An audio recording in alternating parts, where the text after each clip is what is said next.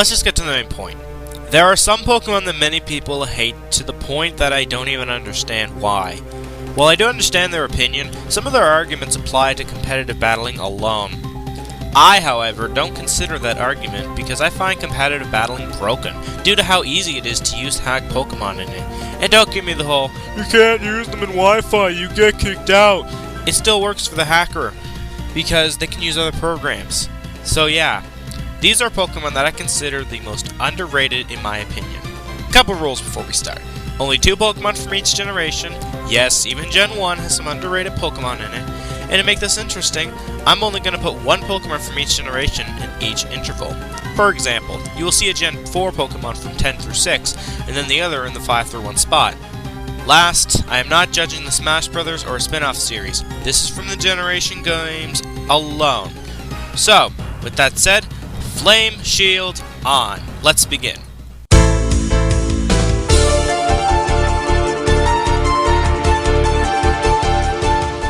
Let me make this clear. Pikachu is an overrated Pokemon which I question to this very day how it got so popular, given its stats in battle. Pichu was an unnecessary Pokemon to add to this series, given how it's a baby form and it's weaker than Pikachu. But Raichu? I actually like out of the 3. Let me explain. With Pikachu and Pichu, their Achilles heels are its stats and battle properties, as well as its popularity. Stupid Smash Brothers. But Raichu fixes this issue by ditching Jenny Craig, going to the gym, and being filled with the Super Serum from Captain America. This is what Pikachu should have been. In battle, Raichu's stat total reaches up to 475, which is not bad for an electric type, especially given the small memory of an 8-bit game to hold that many numbers. Its highest stat is speed, stereotypical for an electric type, and with both attacks tied for 2nd place. In terms of its move pool, it's something that shouldn't be laughed at. Though Raichu can't learn any moves by leveling up, it fixes this with his TM and HM list. Raichu can learn moves from Poison, Normal, Psychic, Water, Fighting, Dark, Grass, and with a move tutor, he can learn a move from Bug. And that's not bad for a Generation 1 electric type.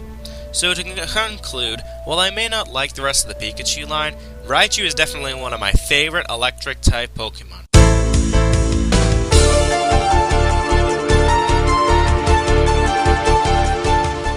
Oh boy, I know this one's gonna piss off a couple good friends of mine.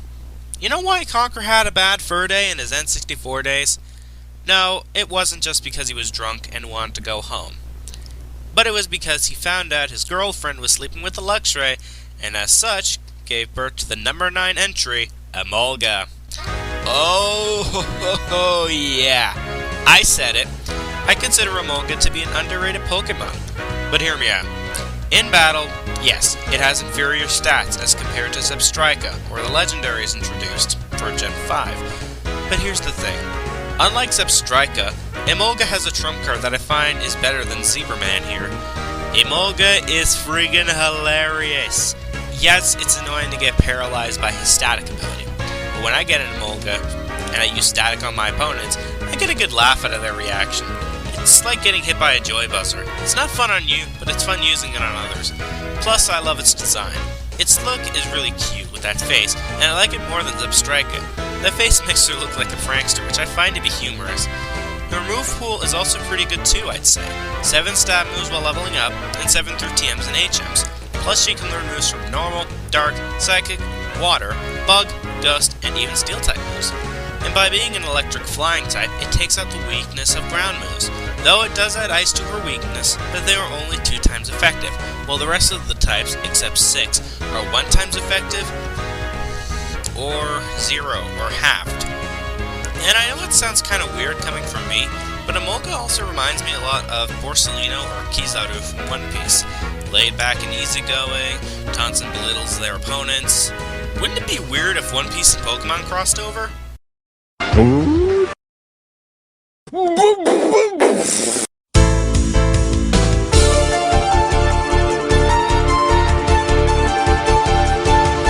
Sunflora is an interesting case.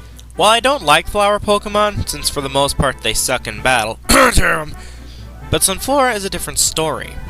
For one, its stats are better, and to be honest, I don't get why the hate for its HP stat. It goes up to 354. Seems like an average HP stat to me. Second, its special attack is pretty good for a grass type, and while its speed isn't good, that's pretty much a trope for most, if not all grass types, even the good ones. And hell, Sunflora can learn a lot of good moves, such as Leaf Storm, Sunny Day, and Solar Beam. And with a good special attack stat, unlike Spinda, it's useful. And next to HP, Sunflora's highest stat is special attack, which I've mentioned already, but it can reach a maximum of 339. Now let's go over some of the arguments people have with her, or him, whatever. Her design sucks. As compared to something like Voltorb, which is just a Pokeball with eyes. I'm not hating on Voltorb or anything, but let's be honest, his design isn't exactly the best. Oh well. What's next? A Pokemon that is a Master Ball with a mouth? Her speed sucks. Well, as I've said before, grass types tend to have low speed, and when you say something like that, you might as well call all grass types bad. Plus her ability Chlorophyll makes up for this weakness. Oh no, you have to use strategy in the game. Call the police!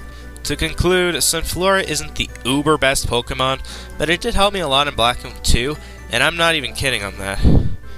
So, that's why I consider Sunflora to be a Pokemon that I don't understand the hate. It's not uber great, but it's useful for the most part, and it's a good experience. Now, if you excuse me, I'm getting some sunflower seeds. Ampharos owes me, damn it!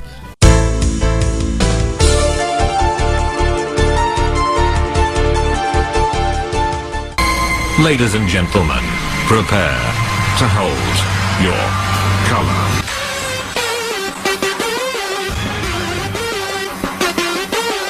Okay, fuck it. Oh hell yes! Bacon!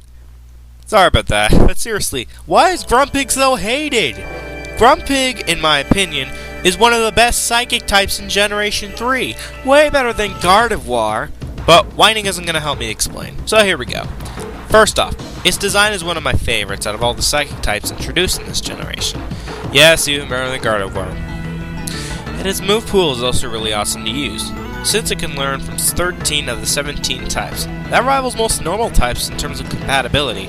Its stats are also pretty good, but wait, you say, Gardevoir has better stats than Ampharos. While it's true Gardevoir has better stats than Grumpig, Grumpig's stat distribution I find works better for it than Gardevoir.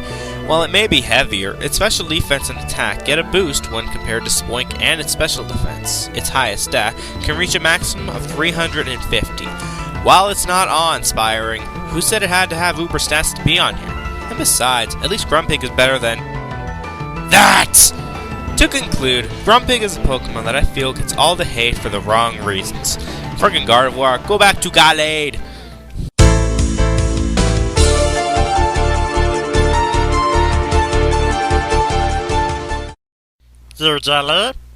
That's right, I put Luxray at number 6 on this list. Here's the thing, while it is considered underrated by some players, it's still used a lot more than you think, but it is enough to make it through this spot. But Luxray is still an awesome Pokemon nonetheless. He helped me a lot through the Sinnoh region, and in Diamond and Platinum. But, yeah, I made sure he was one of the first Pokemon I ever caught in the game. First chance. His design I find to be badass since he is based off of an adult line, and his stats aren't bad either, totaling up to 523 base, and his highest being attack, which can reach a maximum of 372. He also managed to steal Superman's X-ray vision, since Luxray is able to see through objects easily, at least in terms of his Pokedex entry in the anime. Unfortunately, Luxray can't learn Foresight for some reason, but he's able to learn Superpower. Okay, I got it. Luxray is a line from Krypton. There is no way Luxray can have all these cool powers and abilities without that. And if I'm wrong, may they reuse Unova's map in Black and White too.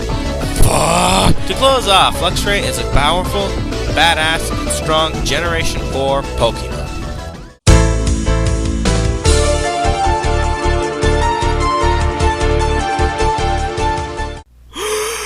You like a bug type from Gen 1? You must die! Thank you, Iris. Okay, yes people, I like Beedrill. He's one of my favorite bug-type Pokemon in the series, next to Genesect, and he is a already powerful bug-type I find. Being based off of Bee, I'm not a big fan of, for some reason, Beedrill's design looks really cool. Maybe it's because he's not in real life. Can you imagine if Beedrills existed in real life? Oh, no, not the bees! Not the bees! Ah! It'd be pretty scary, wouldn't it? Oh, his stats are crappy. While his stat total is only 385 base, it doesn't make it bad. It's called the challenge. I used Beedrill a ton in my Pokemon Blue adventure, and he was pretty useful against Erica and Misty, just a few. One of my favorite moves for Beedrill personally is the move Twin Needle. It can do some good damage if you use it properly, plus it has 85% accuracy. Plus, in later generations, someone at Game Freak was prescribing Beedrill some awesome sauce because now Beedrill has better moves he can learn, such as Drill Run, Electro Web, X-Scissor, Acrobatics, Venoshock, and Brick Break. The reason I list Beedrill as the most underrated Pokemon of Generation 1 is because of how much hate he gets by the general public.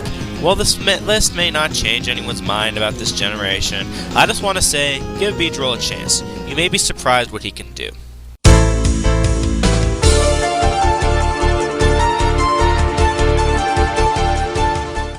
Ah dear, time to put on a new coat for that Flame Shield, cause at number 4 is Liepard from Generation 5. Yes, I said it. I find Liepard to be the most underrated Pokemon, in my opinion, for Generation 5. Before you spam me with comments, hear me out.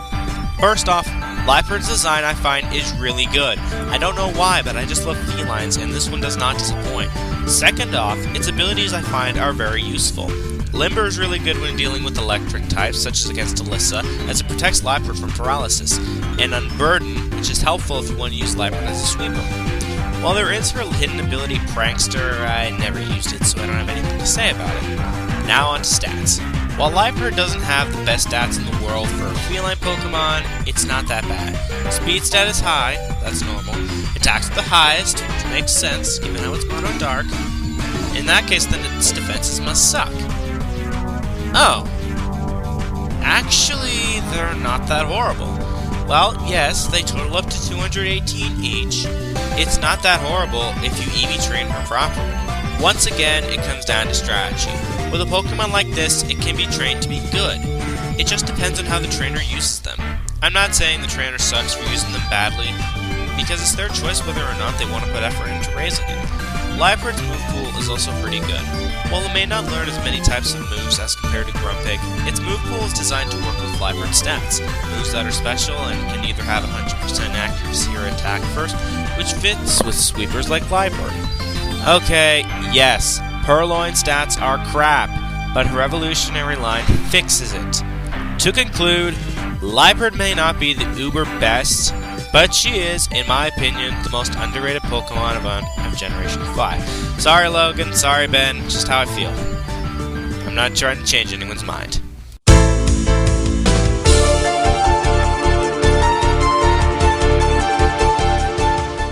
At the number 3 entry is the purple prim feline, Delcatty.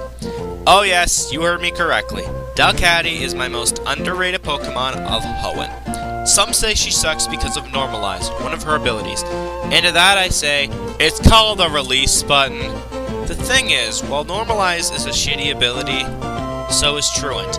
But like Truant, it has a loophole. If you do the trade in Pokemon Ruby for a Skitty, it will get the ability Cute Charm, which is essentially Attract, but you don't need to use the move. It's pretty useful if you're fighting a Pokemon that has a different gender from Delcatty, as it can stop its attack if it's immobilized by love. And Delcatty has her hidden ability of Wonder Skin, which prevents status ailments from attacks like Thunder Wave and Will-O-Wisp. Plus, its stats aren't that bad for a normal type. I mean, it's a normal type. They're going to go to similar stats because that's how the type works. Besides, in Delcatty's case, even stats make it usable for a lot of different types of battles. You can work on speed alone for sweepers, defense for walls, etc. Man, Delcatty's like a Swiss Army knife. Plus, with only one weakness and one resistance, Delcatty's pretty powerful in terms of fighting Pokemon that aren't fighting types.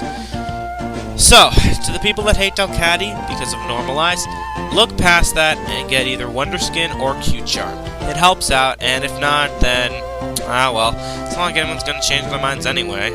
Instead, they're probably gonna spam this video with, oh, you suck, and blah, blah, blah. Not everyone, but some of them will. 2 entries left, let's go.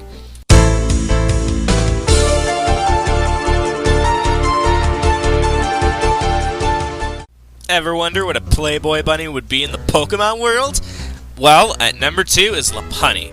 Why do I consider Lopunny to be underrated? Simple. A lot of people consider Lopunny sexist or a slut, or consider her a shitty normal type Pokemon because of the type or her ability of Klutz. And like Delcatty, Lopunny has a second ability and a hidden ability that fixes this issue. Cute Charm, which is essentially attract without using the move, and Limber, which I just explained. Lopunny's stats are also pretty good for a normal type, totaling up to 480 base, and her defenses are the highest stats. I also love her design. I think rabbits are cute, no sexual. Plus, its move pool is very compatible, working with 13 of the 17 types. That's pretty good, I'd say. So to close, yeah, there isn't that much to say about Lopunny. Lopunny is easily my favorite normal type and my most underrated Pokemon of Sinnoh. But there is one more that tops her. Who is it? Well, let's recap. Number 10, Jenny Craig sucks.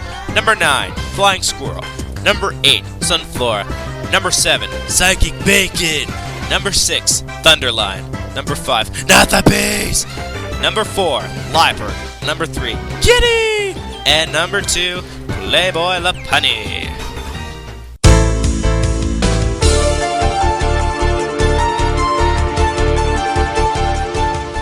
Through process of elimination, my most underrated Pokemon is from Generation 2. My favorite generation. So at number 1 is Ampharos. Hell yes! This sheep is awesome! Great stats, awesome move pool, awesome look, and a really good design / origin puts Ampharos at the number 1 entry on my list. I have already said my piece on Ampharos back in my top 10 favorite Pokemon list, so I can't think of anything new to say, except I don't understand why Ampharos isn't used that much in Generation 2, or even hated on, because it can actually use good moves, like rocks, like Power Gem. But it might be because of its low stats, given when Gen 1's electric Pokemon established. But it's a minor issue I find, since it gives you a strategy. In fact, I could say that about any Pokemon. It's a new adventure raising them, and no matter what Pokemon you get, it's useful in how you train it. And to be honest, I would say more, but it's all I can really think of saying. I've talked enough about Ampharos, and I would go on for infinity, but this would take too long. So to close, I'm the Infected Soldier, and welcome to Halloween month, and Ampharos is my favorite Generation 2 and or underrated Pokemon of all time. Hope you enjoyed the list, and tune in for my next top 10. Peace!